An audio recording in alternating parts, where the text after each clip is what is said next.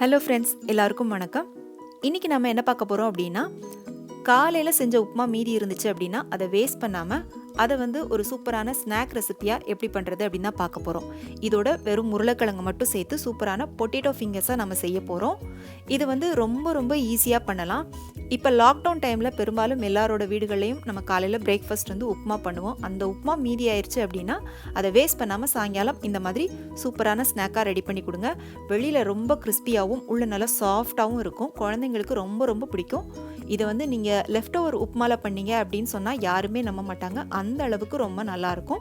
இது செய்ய தேவையான பொருள் எல்லாம் கீழே டிஸ்கிரிப்ஷனில் கொடுத்துருக்கேன். வாங்க இப்போ எப்படி பண்ணுறதுன்னு பார்க்கலாம். இதுக்காக நான் காலையில் செஞ்ச ரவா உப்புமா மீதி கொஞ்சம் இருந்துச்சு. அது 1 கப் அளவுக்கு எடுத்து வச்சுருக்கேன். இதோட 2 மீடியம் சைஸ் உருளைக்கிழங்க நல்லா வேக வச்சுட்டு தோல் எல்லாத்தையும் உரிச்சிட்டு எடுத்துக்கோங்க. இந்த உருளைக்கிழங்கை நல்லா கட்டிகள் எதுவும் இல்லாமல் நல்லா மசிச்சு வச்சுக்கோங்க. முழு உருளைக்கிழங்கு துண்டுகள் இல்லாமல் நல்லா மசிச்சுக்கோங்க.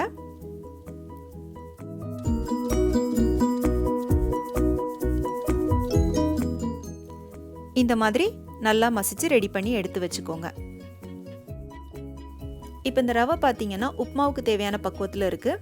நமக்கு பொட்டேட்டோ ஃபிங்கர்ஸ் பண்ணுறதுக்கு ரவை இன்னும் கொஞ்சம் கூட நல்லாவே சாஃப்டாக இருக்கணும். அதுக்காக இதை நான் இன்னும் கொஞ்சம் நேரம் திரும்பவும் வேக வைக்க போகிறேன். அதுக்காக 1 கப் அளவுக்கு தண்ணியை நான் கொதிக்க வச்சுருக்கேன். இதோட 1 டீஸ்பூன் சில்லி ஃப்ளேக்ஸ், 1/4 டீஸ்பூன் மிளகுத்தூள் சேர்த்துக்கலாம். மிளகுத்தூள் சேர்த்துட்டு இந்த தண்ணி நல்லா கொதிச்சு வந்ததுக்கப்புறமா நம்ம இந்த உப்புமாவை இதோட போட்டு இன்னும் கொஞ்சம் நேரம் கூட அதை வேக வச்சுக்கலாம்.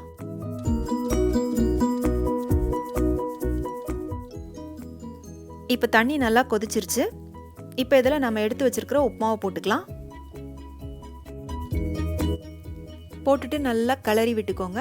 நல்லா கிண்ட இந்த தண்ணி எல்லாத்தையும் ரவை இழுத்துட்டு இன்னும் நல்லா வெந்து சாஃப்ட் ஆகும். பாருங்க, நல்லா குழைவா வெந்துருச்சு, நல்லா சாஃப்ட் ஆயிருச்சு. இதுதான் நமக்கு பொட்டேட்டோ ஃபிங்கர்ஸ் பண்ணுறதுக்கு கரெக்டான பக்குவம்.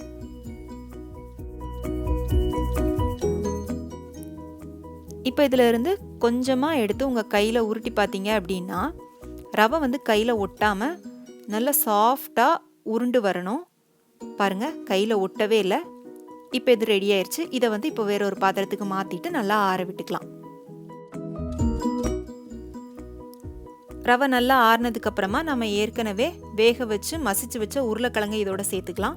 இதோடவே கொஞ்சமாக நல்லா பொடியாக கட் பண்ண மல்லித்தழை போட்டுக்கலாம். மல்லித்தழை நீங்கள் கொஞ்சம் அதிகமாகவே போட்டுக்கோங்க, நல்லா வாசனையாக இருக்கும். இப்போ நான் உப்புமா பண்ணும்போது அதுக்கு தேவையான உப்பு கொஞ்சம் போட்டிருக்கேன். உருளைக்கிழங்குக்கு தேவையான அளவுக்கு மட்டும் கொஞ்சமாக உப்பு சேர்த்துக்கிட்டேன். சேர்த்துட்டு இதை நல்லா கையால் கலந்து விட்டுக்கலாம். இந்த ரவையும் உருளைக்கிழங்கும் நல்லா மிக்ஸ் ஆகணும். அந்த அளவுக்கு நல்லா கலந்து விட்டுக்கோங்க. இப்போ இதோட நீங்கள் 1 டீஸ்பூன் கார்ன்ஃப்ளவர், 1 டீஸ்பூன் மைதா சேர்த்து கலந்துக்கிறதா இருந்தாலும் கலந்துக்கலாம். அதுவும் நல்லா இருக்கும். இதோட நான் எக்ஸ்ட்ரா வெங்காயம், பச்சை மிளகாய் எதுவுமே சேர்க்கலை. ஏன்னா நான் உப்புமா பண்ணும்போது ஏற்கனவே வெங்காயம், பச்சை மிளகாலாம் போட்டிருக்கேன். அதனால் எக்ஸ்ட்ரா சேர்க்கலை. இப்போ இதை ரெடி பண்ணியாச்சு.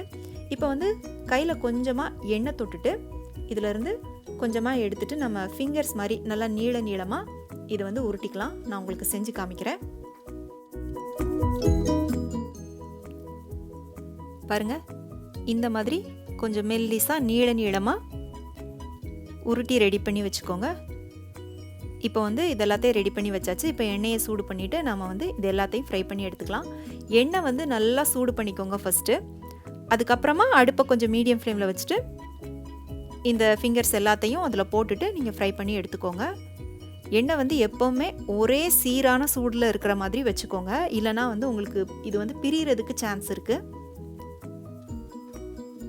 ஒரே நேரத்தில் அதிகமாக போடாதீங்க, கொஞ்சம் கொஞ்சமாக போட்டு ஃப்ரை பண்ணிக்கோங்க. அதே மாதிரி எண்ணெயில் போட்ட உடனே சும்மா கரண்டி வச்சுட்டு திருப்பி போடாதீங்க. கொஞ்சம் வேகிறதுக்கு டைம் கொடுத்துட்டு அதுக்கப்புறமா திருப்பிக்கோங்க. இது ஒன்றோட ஒன்று ஒட்டினாலுமே கொஞ்சம் வேக விட்டுட்டு அதுக்கப்புறமா பிரிச்சிங்க அப்படின்னா அழகாக பிரிஞ்சு வந்துடும்.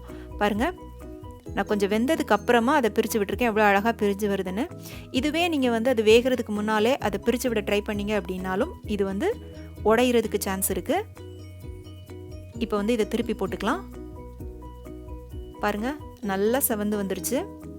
பார்க்கவே ரொம்ப சூப்பராக இருக்குது. நல்லா சலசலப்பெலாம் அடங்கி இது நல்லா கிறிஸ்பியாக ஃப்ரை ஆயிடுச்சு. இப்போ இதை எண்ணெயிலேருந்து எடுத்துடலாம்.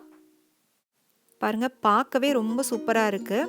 இது ரவா உப்புமாவில் செஞ்சது அப்படின்னு சொல்லி யாராலுமே கண்டுபிடிக்க முடியாது. ரவா உப்புமா பிடிக்காதவங்க கூட இதை ரொம்ப விரும்பி சாப்பிடுவாங்க. கண்டிப்பாக இதை உங்கள் வீட்டில் செஞ்சு பாருங்கள். செஞ்சு பார்த்துட்டு எப்படி இருந்துச்சுன்னு உங்களுடைய கருத்துக்களை எனக்கு மறக்காமல் கீழே கமெண்ட் செக்ஷனில் சொல்லுங்கள். பிடிச்சிருந்தா உங்கள் ஃப்ரெண்ட்ஸ் அண்ட் ஃபேமிலிக்கு ஷேர் பண்ணுங்கள், லைக் பண்ணுங்கள், சேனலுக்கு சப்ஸ்கிரைப் பண்ணுங்கள். மீண்டும் வேறொரு ரெசிபியோடு சந்திக்கிறேன். நன்றி, வணக்கம்.